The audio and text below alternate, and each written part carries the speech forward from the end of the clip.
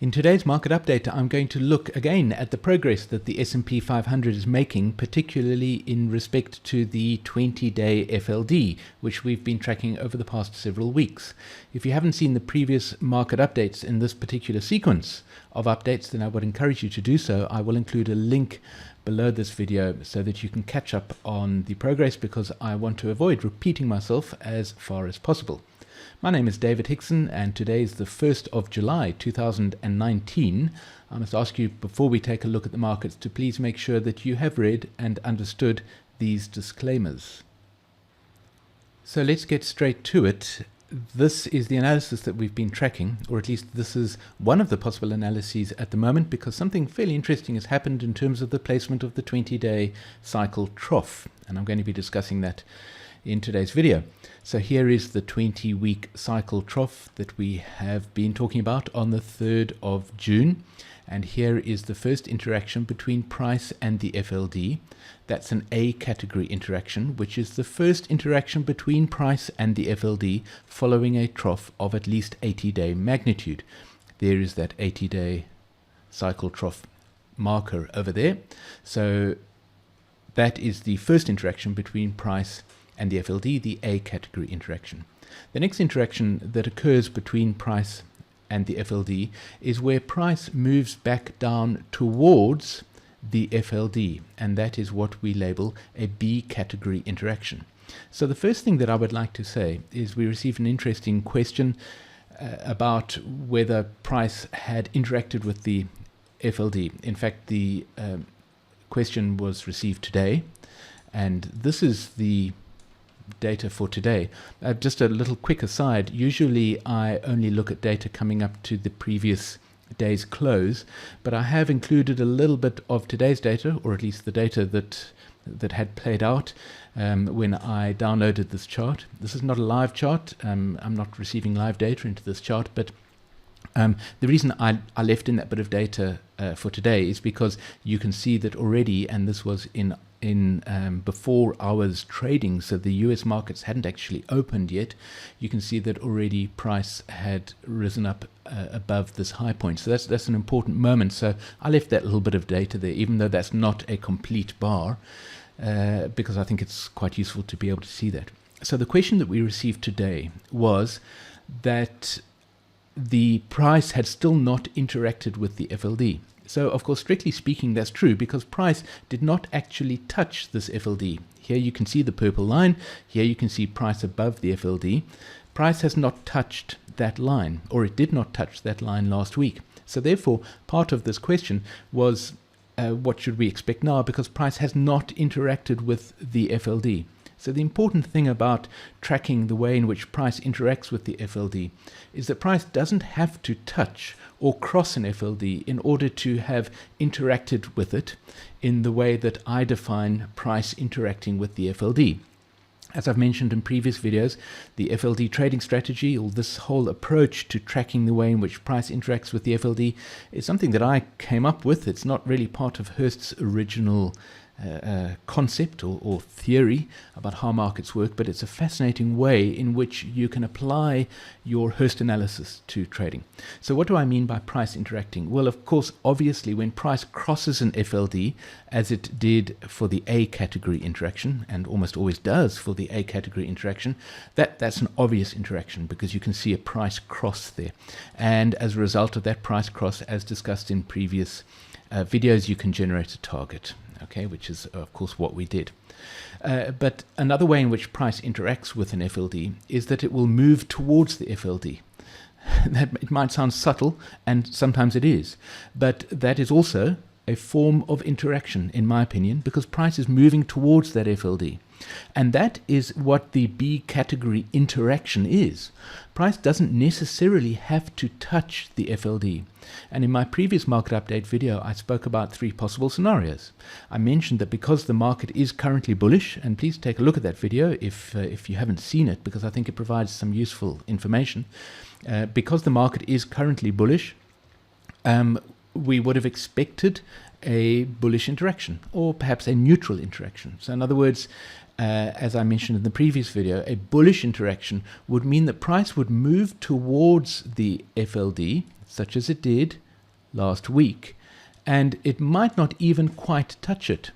Now, in a perfect situation, you would find that price would just touch that FLD and often track along it before moving up again in what is, of course, the C category interaction. Let me write C over there. So the B category interaction is price moving towards the FLD. And if the market is generally bullish, it might not reach the FLD. And many people will say, well, I'm still waiting for price to interact with that FLD because it hasn't touched it yet. But the important thing is that price does not have to touch the FLD. It has moved towards it. And the market revealed its bullishness yet again by not being able to reach the FLD. So there's a very important point to make here. Some people might say, well, I'm sitting back and I'm waiting until price touches that FLD. It hasn't touched it yet, so we don't have an interaction. Well, that's not actually true.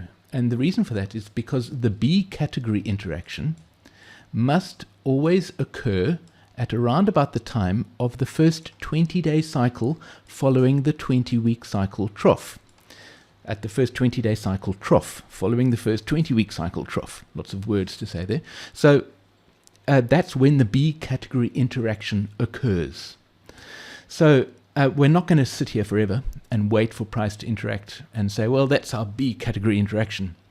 Okay, what we're going to do is we're going to say, well, if the 20-day cycle trough has occurred, which according to this analysis it has, then the B category interaction is the movement of price towards the FLD in the process of forming that 20-day cycle trough. That is the B category interaction. It's not a very exciting interaction because it didn't cross it, okay? But it is nevertheless, a movement between price and the FLD, and that is really the important point. So let's speak about this 20-day cycle trough, because in our previous video, of course, we were talking about the 20-day cycle trough approaching, and so as you can see on this chart over here, the 20-day cycle trough has been positioned on the 18th of June, which is over here. Now that might seem like a slightly strange place to position that 20-day cycle trough. Why is it positioned there when we had a lower price over there? Well, I'm not going to spend too much time talking about this, but there is a subtlety to the analysis process. There are many subtleties, as no doubt you are beginning to discover, many subtleties to the Hurst cycles approach. And one of them, in terms of the analysis, is that there's a difference between the cycle trough and the price trough. And so you have to look very carefully at the way in which price behaves. And very often you will see something like this happening where price comes down, forms a trough at this point over here, but then sort of completes this corrective movement before it really picks up. And the true trough is generally positioned over here. So I'm not going to go into details because that takes a really long time to explain. But that's a very valid analysis. So this looks good for the 20-day cycle trough to have formed over there. But in my previous market update video, I was speaking about price coming up to this high point over here and then coming down and forming the 20-day cycle trough. So why isn't the 20-day cycle trough over there? Well, it might be. And so this is where things might get just a little complicated, because this is one of the possible analyses that the 20-day cycle trough formed on the 18th of June. Let's take a look at another possible analysis, which is over here. And in my opinion, this is probably a slightly better analysis. This is the analysis that I favor. But as you can see, there is no 20-day cycle trough. In fact, all we have is we still have a nest of lows at the foot of the chart for the 20-day cycle. As you can see, price formed a trough or a low point right above that 20-day cycle nest of lows. And in fact, you can see that my settings in Sentient Trader have it show me those question marks. Can you see those question marks under there? That means that Sentient Trader considers that a possible position for that expected 20-day cycle trough. Okay, some people don't like to see the question marks, others do. But the point is that this is also a very valid analysis. So how do we choose between them? Well, one of the things that we should do, of course, is we should measure the number of bars, so we can do that fairly easily. You can see that the number of bars to that first potential trough on the 18th of June is 15 bars. The average length of a 20-day cycle is 17 bars. So 17 bars is where we would have expected that trough to occur. However, if you look at the bottom right of this chart, and let me just highlight that over here, you can see that the recent average wavelength of the 20-day cycle is 19.2 days. So let's count up to 19.2 days, and you will see that would have led us to expect the trough at around about the 22nd of June. There is something to point out about this nest of lows. You can see that the circles are sort of reaching further back as time as you step up higher in the cycle levels, and so it's sort of leaning over to the left. So that indicates that that trough was becoming overdue, but of course the possible time period within that trough could form is through that entire purple line that you see over there. Okay, so a perfectly valid position is anywhere within that line. So that line starts over here and it ends over here.